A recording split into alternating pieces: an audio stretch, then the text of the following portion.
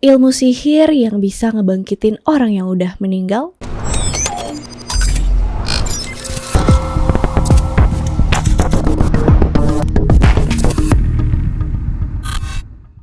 Waktu itu di awal-awal bikin YouTube, aku sempat bahas tentang Book of the Dead, Necronomicon, karya H.P. Lovecraft.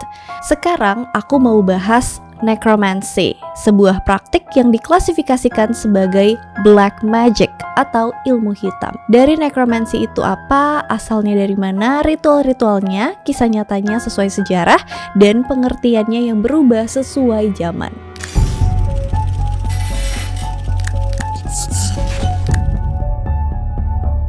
Sihir itu kan biasanya kita temuin di kebanyakan ya karya-karya fiksi. Contohnya tadi Necronomicon di H.P. Lovecraft, Harry Potter, The Witcher, dan banyak lainnya. Maraknya sihir di karya seni itu bikin kita jadi menghayal supaya bisa kayak gitu, bisa punya superpower, kekuatan yang nggak dimiliki manusia lain. Dan sihir juga selalu dikategoriin ada sihir putih dan sihir hitam, light magic dan dark magic. Necromancy masuk ke kategori yang kedua dan seharusnya nggak dipakai sama para penyihir. Necromancy. Sebenarnya necromancy itu apa sih? Secara umum kata necromancy mengacu pada semua praktik yang melibatkan arwah orang yang udah mati. Perpaduan antara beberapa praktik ilmu sihir yang libatin komunikasi dengan orang mati, bisa panggil roh mereka, dapat penglihatan, atau sampai bangkitin mereka. Tujuannya ya buat ramalan, buat tahu rahasia yang gak diketahui orang lain, bawa balik roh dari kematian, atau kasus yang jahat, ya buat arwah itu jadi senjatanya necromancer. Diambil dari bahasa Latin necromancia, yang diambil dari bahasa Yunani necromanteia yang artinya tubuh yang sudah mati. Tapi awalnya dari mana sih? Origins. Diyakini konsep necromancy ini dimulai dari munculnya ide tentang kehidupan setelah kematian. Ketika kita percaya habis meninggal arwah kita akan pergi ke suatu tempat, otomatis langsung mikir, berarti ada cara buat berhubungan sama arwah. Catatan pertama tentang necromancy ditemui di Yunani, Roma, Mesir, dan Babilonia. Praktik ilmu sihir ini dibanding-bandingin sama shamanisme. Shaman atau dukun di zaman dulu kan identik ya sama kesurupan, kemasukan arwah. Nah, pas lagi kesurupan itu diyakini sang dukun akan memandu arwah ke dunia orang mati, nyampein pesan ke arwah-arwah dan ngobrol sama mereka buat nanya tentang masa depan. Jadi sebenarnya arwah ini kan hitungannya udah bukan bagian dari dunia kita ya, udah bukan bagian dari kehidupan. Makanya dipercaya roh-roh ini tuh punya akses dan pengetahuan yang orang hidup nggak punya, yaitu akses ke masa lalu dan juga masa depan. Beberapa sumber Yunani kuno menyatakan kalau pengetahuan tentang necromancy mereka dapetin dari Timur Tengah. The Magi berkuasa di Mesir, Timur Tengah, sampai India. Mereka dihormati dan seringkali para pemimpin negara tuh pada konsultasi ke mereka kalau mau ngambil keputusan-keputusan penting. Di Mesir kuno, para necromancers diasosiasikan sama pengikutnya Osiris. Unik nih, beda sama konsep necromancy pada umumnya. Mereka tuh ngelakuin ritual dan mantra-mantra justru buat menghalau roh jahat supaya nggak ngerasukin tubuh orang mati, biar nggak hidup lagi.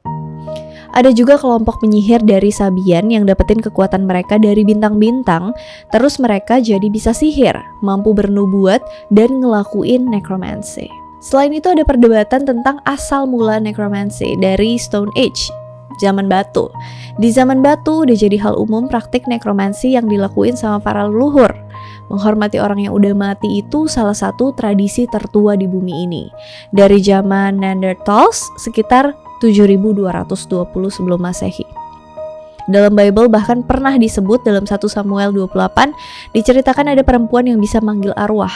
Dia adalah Witch of Endor. Dia dimintain tolong sama Saul, Raja Israel, buat manggil arwah Samuel. Saul pengen nanya ke Samuel tentang hasil perang sama orang Filistin. Samuel bilang karena dia udah ngecewain Tuhan, makanya dia akan kalah. Dia dan anaknya bakal mati. Awalnya perempuan ini disebut sebagai necromancer, peramal atau perantara. Akhirnya di abad ke-16 dia disebut sebagai penyihir. Narasinya juga bergeser, yang tadinya lebih fokus ke Saul yang mau tahu tentang masa depan, jadi fokusnya ke sang perempuan yang bisa summon arwah orang yang udah meninggal buat kasih tahu ramalan ke Saul. Di Yunani kuno ada praktik yang bernama nekia, yaitu ritual di mana orang yang udah mati dipanggil buat jawab pertanyaan seputar masa depan. Mirip-mirip jelangkung gitu deh. Contohnya ada di Homer's Odyssey. Circe, penyihir wanita yang bisa bangkitin orang mati dan bersatu sama mereka. Abis itu Circe ajarin ilmunya ke Odysseus. Dia juga saranin Odysseus buat ke dunia orang mati, terus praktekin nekia buat kumpulin informasi tentang perjalanannya. Habis itu Odysseus diinstruksiin buat ngobrol sama arwahnya Tiresias. Ritualnya dijelasin kayak gini nih. Pertamanya dia harus nyalain api di kegelapan malam. Habis itu dia harus korbanin binatang yang darahnya bakal diminum sama para arwah. Pas lagi ngelakuin semua ini, dia juga harus rapalin mantra yang udah diajarin sama Circe sebelumnya. Odysseus diceritain ketemu sama beberapa arwah, salah satunya ibunya sendiri. Pas dia akhirnya ketemu sama Tiresias minum darah binatang kurban itu dan mulai ngobrol sama Odysseus. Dia dikasih informasi dan banyak tips-tips yang membantu perjalanan Odysseus. Di kisah ini, necromancy nggak dikisahkan sebagai ilmu sihir jahat kayak pada umumnya ya. Jenis necromancy ini umum digunain sama beberapa penyair Yunani dan Roma di cerita-cerita mereka. Banyak banget cerita tentang pahlawan Yunani dan Roma yang ngelakuin kata basis alias perjalanan ke dunia orang mati karena ngelaksanain sebuah misi. Di mitologi Yunani kayaknya udah biasa ya cerita tentang necromancy ini. Contoh lainnya ada di cerita Orpheus yang turun ke dunia orang mati buat nyelamatin istrinya Eurydice. Baik kisah Odysseus dan Orpheus udah pernah aku ceritain sebelumnya, go check them out. Tapi ada yang belum aku ceritain di sana. Orpheus kan meninggalnya dimutilasi. Kepalanya itu tetap nyanyi dan ngomong. Kan dia musisi ya. Kepalanya ini terus kebawa ombak sampai nyampe di pulau Lesbos. Di sini kepalanya ditaruh di dalam gua. Banyak orang datang buat konsultasi ke kepalanya Orpheus ini sampai Apollo kesel. Apollo kan punya Oracle of Delphi yang terkenal buat orang nanya-nanya ramalan. Nah, kepala Orpheus ini yang mengilhami skull necromancy. Ini adalah praktik sihir yang ngelakuin konsultasi ke kepala orang, of course yang udah misah sama badannya, buat dapetin beberapa ramalan. Ngomong-ngomong soal Oracle of Delphi-nya Apollo, kuil Delphi-nya ini tuh kuil yang terkenal banget dan peramal yang terkenal di sana namanya Phthia. Dia dapat pengetahuan dan nubuatnya Apollo, tapi dia juga bukan satu-satunya oracle. Ada oracle lain yaitu Oracle of the Dead. Lokasinya ada di atas bukit, di mana 3 dari 5 sungainya Hades ketemu. Ketiga sungai itu adalah Acheron, sungai duka, Cocytus, sungai ratapan, Periphlageton, sungai api. Tempat ini disebutin di Histories karya Herodotus. Selain itu ada juga Necromantian of Ephyra yang terkenal di sekitar tahun 4 sebelum Masehi. Para pengunjung yang mau konsultasi sama arwah orang mati bakalan pada turun ke ruang-ruang bawah tanah dan ngelakuin ritual. Rumornya ini adalah tempatnya Odysseus ketemu sama Tiresias. Bukan cuma Orpheus yang kepalanya jadi peramal pas udah meninggal, Universitas Stockholm sempat nyatain kalau Raja Cleomenesnya Sparta itu nyimpenin kepala temennya Archonides di dalam toples yang isinya madu. Kepala temennya ini cuma dibuka kalau dia lagi mau konsultasi dan butuh ramalan. Makanya kan necromancer itu image-nya berkaitan sama kepala tengkorak ya. Ada teks di Yunani kuno yang merinci gimana caranya kepala tengkorak itu dipersiapin buat buka jalur komunikasi antara orang hidup dengan orang mati. Ada cerita Pausanias dari Sparta yang jadi agak stres setelah pertempuran antara Yunani dan Persia, dan dia pun berkhianat. Terus dia pergi ke Bizantium dan jatuh cinta sama seorang gadis yang namanya Cleones. Suatu malam gadis itu mampir ke kamarnya yang gelap. Si gadis gak sengaja kesandung dan bikin Pausanias bangun dari tidurnya. Dia langsung lompat dan bunuh sang gadis. Sayangnya roh gadis gak pergi, dia tetap di situ buat hantuin Pausanias. Karena capek, Pausanias pun konsultasi ke Oracle. Oracle itu bilang dia cuma bisa tenang kalau dia balik lagi ke Sparta. Ya udah, dia buru-buru balik dong. Ternyata orang-orang di sana tuh udah nungguin dia buat hukum dia atas pengkhianatannya. Sebagai hukuman, mereka kubur dia pakai batu bata di dinding kuil. Sadis. By the way, kayak yang tadi aku cerita soal Oracle of Delphi-nya Apollo atau Oracle di cerita barusan, kayaknya udah jadi hal yang umum ya buat oracle atau peramal di Yunani yang didatengin orang kalau udah pada buntu dan butuh nasihat. Reasons. Tapi kenapa sih? Gimana sih awalnya kok para necromancer ini bisa-bisanya kepikiran buat jalin kontak sama arwah? Kenapa? Gabutkah mereka? Menurut profesor agama dan sejarah di Northwestern University, Richard Kickover, ada 3 alasan kenapa para necromancer ini repot-repot ngontek dunia lain. Alasan yang pertama, tentu aja karena mereka pengen dapetin pengetahuan yang tersembunyi. Dipercaya bahwa para roh bisa kasih pengetahuan tentang masa lalu dan masa depan, yang tadi aku bilang sebelumnya, ke necromancer. Hal-hal yang gak bisa diketahui manusia biasa. Alasan yang kedua, dipercaya para arwah ini bisa bantuin manipulasi manusia. Bisa bikin orang lain gila, bikin orang lain jatuh cinta sama kita, dan lain-lain. Di puisi musical Cantigas de Santa Maria, ada lagu yang nyeritain tentang pendeta yang nyoba-nyoba ngelakuin nekromansi dan nyuruh iblis buat pengaruhin seorang gadis muda supaya jatuh cinta sama dia. Iblis setuju, si gadis hampir terpengaruh karena gak bisa apa-apa kan. Tapi untungnya Virgin Mary nyelamatin sang gadis dan mengutuk pendeta itu ke neraka. Alasan yang ketiga, mereka bisa dapat bantuan dari arwah buat nyiptain ilusi. Ilusi menghidupkan lagi orang yang udah mati, kasih harta, hiburan palsu. Ilusi ini juga bisa terjadi dalam skala besar, kayak nyiptain perang, kecelakaan besar, pesta-pesta gede, dan lain-lain. Bahkan ada beberapa necromancer yang bisa manggil kuda hitam buat jadi kendaraan mereka. Rituals. Mungkin kalian udah familiar sama istilah necromancer ini karena banyak ya di game. Ciri khas dari necromancer biasanya mereka akan panggil jiwa orang yang baru aja meninggal, yang meninggalnya belum lama. Ritualnya bervariasi, beda-beda. Ada yang heboh, ada yang biasa aja. Yang heboh itu kayak di Homer's Odyssey tadi contohnya, pakai korban binatang. Atau kalau misalnya mau lebih heboh lagi, ada ritual memutilasi sampai makanin tubuh yang udah mati. Ada juga ritual yang pakai baju orang yang udah meninggal yang mau dipanggil itu, atau makanin makanan tertentu, kayak roti yang dihitamin dan jus anggur yang gak difermentasi. Ini persimbolan orang mati. Pengorbanannya selain binatang ada juga madu, susu, garam, dan juga abu. Di teks-teks sejarah ada 2 part ritual. Yang pertama tentu aja manggil arwah. Yang kedua ada praktik di mana mereka bakal gambar lingkaran yang bakal jadi tembok pengaman para necromancer dari arwah yang mereka panggil. Lingkaran sihir ini emang udah jadi kesepakatan umum kalau punya kekuatan pelindung. Biasanya di dalam lingkaran itu ada berbagai objek, simbol, dan huruf, percampuran dari ide, okultisme, dan juga Kristen. Mereka berdiri dalam lingkaran ini sambil baca mantra. Mereka akan dapat ramalan dari kaca. Gak harus kaca sih, air juga bisa. Pokoknya medianya itu harus memantul. Ramalannya cuma bisa dilihat sama anak laki-laki perjaka. Jadi dalam ritual ini, yang pasti ada tuh lingkaran, mantra, dan pengorbanan pakai barang-barang spesifik. Pada zaman dulu, necromancy gak dianggap sebagai hal yang buruk. Sama sekali gak ada stigma negatif terkait praktik sihir ini.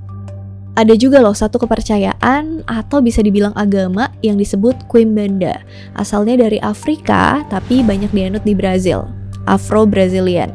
Penganutnya bakal ngelakuin ritual sama Exus dan roh Pombagiras. Ritualnya disebut sebagai Trabalos. Exus ini apa sih? Ini tuh sekelompok arwah laki-laki. Biasanya konsultasi ke mereka seputar bisnis atau keputusan penting lainnya. Kalau Pombagiras itu arwah ceweknya. Mereka biasa dipanggil buat bantu masalah hubungan percintaan.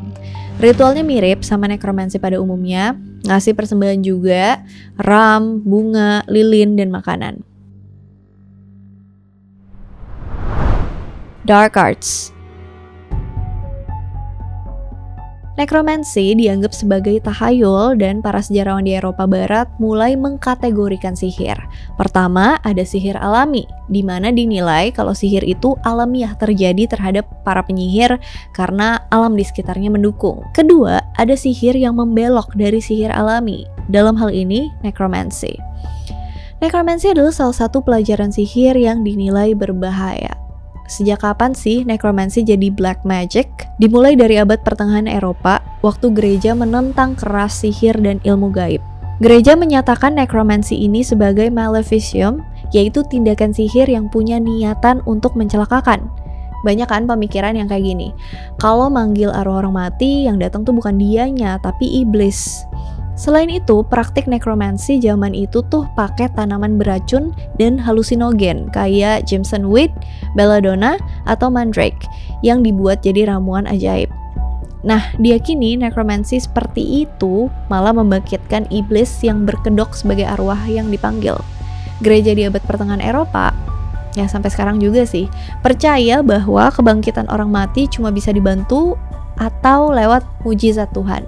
Menariknya, ada beberapa pendeta yang ngelakuin nekromansi. Di pusat kekuatan necromancer ada kemampuan buat merintahin arwah dan ngatur mereka sesuai dengan keinginan kita. Banyak penulis abad pertengahan percaya kalau kekuatan itu tuh berasal langsung dari Tuhan. Sebelum ngelaksanain nekromansi, para necromancer ini biasanya puasa, berdoa, dan mandi pakai air suci. Mereka-mereka ini udah sangat terlatih dan terpelajar di bidang demonologi dan pengusiran setan. Mereka kombinasiin ajaran Arab, Kristen, dan Yahudi. Mereka ini bisa mencapai keadaan yang bikin arwah-arwah nggak punya pilihan lain selain nurutin mereka. Kebanyakan juga yang bisa kayak gini tuh biksu dan ulama. Menurut para necromancer, ada 3 hal yang diyakini bisa dicapai melalui nekromansi, yaitu ilusi, pengetahuan, dan kemampuan buat memanipulasi keinginan orang lain. Jadi ada 2 pihak di sini ya. Yang pertama, pihak gereja yang menentang nekromansi dan menganggap praktiknya cuma buat membahayakan orang lain dan menguntungkan diri sendiri.